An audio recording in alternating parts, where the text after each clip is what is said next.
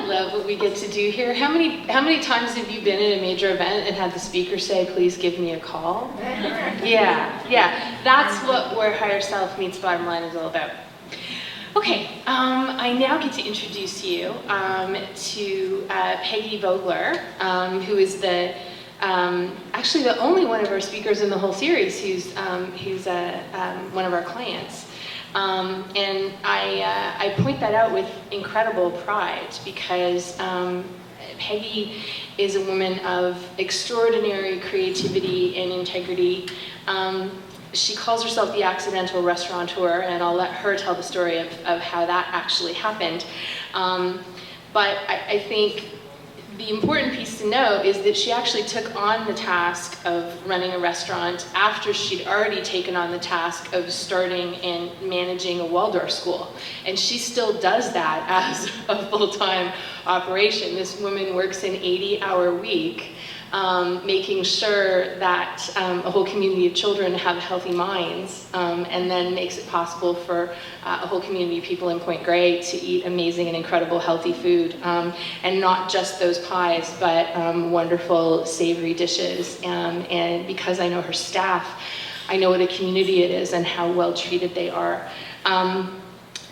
Peggy was worried that the model of Aphrodite's of focusing entirely on what is organic and local and in season might not work, that they might not be able to make a menu that would be sexy enough, appealing enough, profitable enough, but she's going to tell you exactly how they did make that work. Peggy Vogler.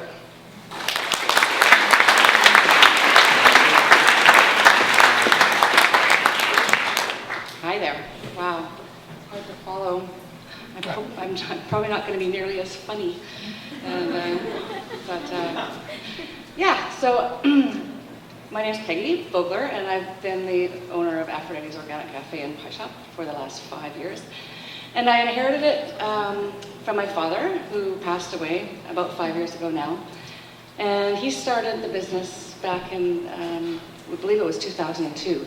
At the time, we were like, we don't know exactly because there's not very many records around. If you know my dad, he was a kind of fly by the seat of your pants kind of guy. And I was in the middle of having 3 children, so I was pretty busy and starting a Waldorf school and doing all these crazy busy mom life things.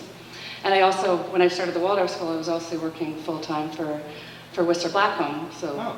Yeah. So I worked for Whistler Blackcomb for 22 years. I would say that's probably where I got my business education. Working for Interwest was a great way to sort of get a business degree, essentially. A lot of people that worked there went off to get their business degrees and went, I know all this stuff. I know it already at Whistler Blackcomb with Interwest. So anyway, I was a ski instructor, and I started managing the children's ski school there, and like I said, worked there for 22 years. And then somewhere along the way, I started this Waldorf school with a group of other families. And so yeah, just as the school was starting to get its legs, and my dad started the restaurant. And my dad was an amazing, funny guy, very eclectic,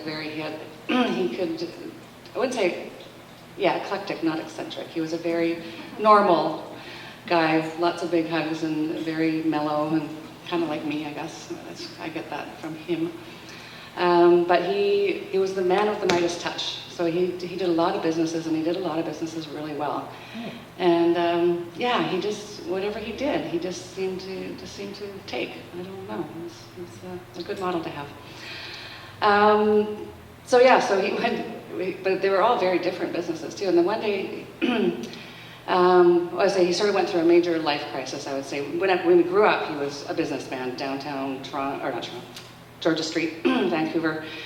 And eventually came to a place where he was just like, no, this has to come to an end, and took a complete different direction and went more into healing and health and wellness, and continued on with that route. So that's where the interest in organic food eventually came from. He ended up, through limited steps, ended up living and helping out Glen Valley Organic Farm Co-op. So he was involved on the ground there, and he still had some other businesses. He worked a little bit with Hollyhock and started to get to know a lot of the people in the health and wellness business. And then one day decided that he was baking a lot on the farm with my grandmother, and they were making pies, and he was like, I think we should start a pie shop. And we were like, what? You cannot start a pie shop. No one just buys a pie. And he was like, no, I think it's gonna work. We're gonna go to Kitsilano, and we're gonna open up a pie shop. And I was like, oh, okay. Like I said, I was off having kids and doing my own thing, so. But we would come down and visit Grandpa at the pie shop, and then about not even a year after he opened the pie shop, and Banyan Books had just moved or they had moved there first, and the dad moved in, and he became buddies with them, or he knew them from the circles. And they were like, Alan, you gotta open a restaurant. We're like, oh. He's like, I think that's a good idea. I live on a farm, I've got all these vegetables, and I've got all this stuff. I just start a restaurant. And I was like, Dad, you've never even worked at a restaurant. You can't just start a restaurant. He's like, oh, I can do it. So sure enough, less than a year later, he opened up the restaurant on the corner, and the pie shop was down a little bit, and we moved everything over, and shuffle, and then another thing, or another space opened up, so he expanded there, and he did everything on his own, and when I finally get to myself, you know, I find that's what I get from my dad. It's just like, you just gotta do it sometimes. You just gotta roll up the sleeves and get her done. But anyway, so yeah, we thought this is crazy, but sure enough, he opened up the restaurant, and it was a lot of hard work, but he persevered. He started with no money, and he just, everything, if you go into Aphrodite's, you'll notice the chairs are mismatched, and when it first opened, the dishes were mismatched, and the cups were mismatched, and it was very, very homey. But comfortable, and that's what people really liked about it, or still really like about it. So I try not to change that. Like we have a saying around the place: "Oh, it's very Aphrodite's." It means it's kind of a little bit crooked, and it's kind of a little bit, maybe a little bit broken, and it's definitely secondhand. But we're starting to get new stuff, and the dishes match now. It's exciting, and yeah. But yeah, I like what you said about.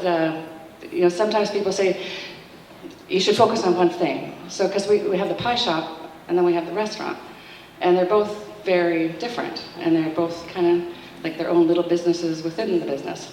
But and sometimes I go, yeah, there's no money in restaurants, pie shop, and then I was like, oh.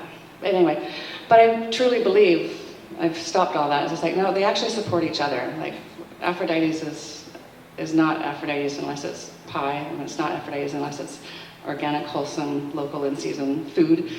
And so I think I'm gonna just throw that idea away, and we're just gonna continue being what we are. And then a lot of people always ask me too, like, when are you gonna open up in North Van? Or when are you gonna open up here? When are you gonna open up, in Whistler, because that's where I live. And I was slowly starting to open up to that idea, but at first it was like, no way. This is enough. This is just my happy place right here. But slowly, as I'm getting more comfortable in the business, maybe I'll start exploring that. So if anybody wants to invest, I don't know where you got the money from. Fancy, right? I'll meet you over there. All right. So I think people always come up to me and say, what's your secret to success? And I always just, I don't know. I just say we've got amazing customers, we've got amazing staff, and we've got amazing vendors. So and I always try to focus on those three things and making sure that everybody's happy. Sometimes I feel, you'll hear me say that I'm kind of running a charity, because there's definitely, like the margins, like you said, there's not a lot of money in it, although slowly it's starting to come around. But I just really like the idea of a community. So my staff I take care of them. We have benefits. I respect their time. I don't follow the corporate model. So I want a 40-hour a week max. If you're working more than 40 hours a week, then you need to take some time. I want to make sure people have, benefits, dental, healthcare, so that they can take care of their families. And I want to make sure we pay our vendors on time because I know that they've got families. And yeah, so and the customers are the most important thing, and we just try to really foster that relationship. And I like what you said about taking care of your community. I don't do any advertising, well, very little. I started doing a little bit, but when I first got into the business, I was like, advertising, oh my God, what do you do? But the thing that I found works for me socially is just take care of your locals. So we donate lots of pie to lots of fundraisers and daycares and charity events, and I like it when the money that we invest makes other people make money as well, and we're all taking care of each other. Anyway, I could go on and on, blah, blah. Thank you very much, and I'll let the next person speak. Thank you.